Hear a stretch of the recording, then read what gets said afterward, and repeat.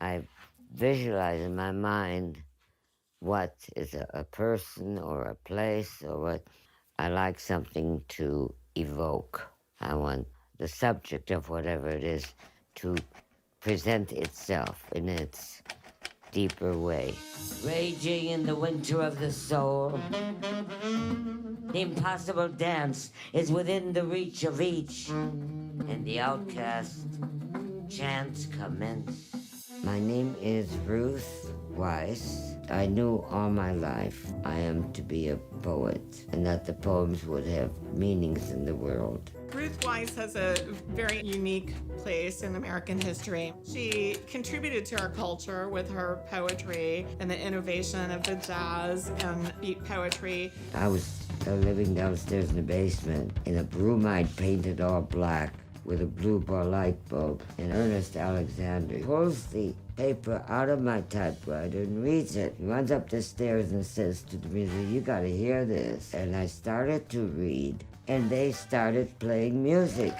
She is a true innovator of beat jazz poetry. In fact, historically, she may have been the first. The beats literally changed the course of America and the world. So much so that a young person today considers the values from the beat generation to be normal.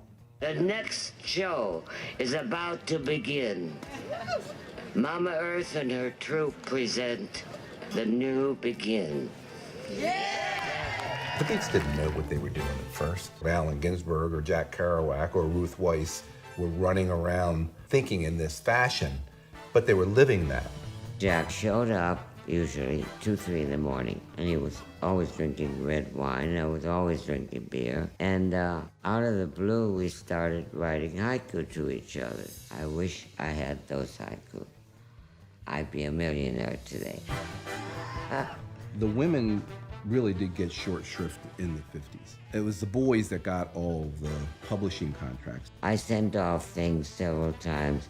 It was always rejected. And they said, "Oh, we don't publish women." In the 1950s, if you were male, you could be a rebel. But if you were female, your parents would come get you. They'd drag you home. And if you wouldn't go, they'd have you locked up. They'd give you electric shock. And the Beats broke that mold. The poem kept me going. The poems kept me going. She has always performed, she's always read, and she's always been interested in having art happen and having art happen in a performative way. I never had brothers or sisters, and all my relatives died in concentration camps. So my work is the thing that will continue my line. If Ruth Weiss hadn't survived the Nazis in Austria, our culture wouldn't be like it is now. Do what you feel from inside, not just what you want. Follow that inside. Go deeply in what is really important in life, and that almost sounds like live, but it's called life.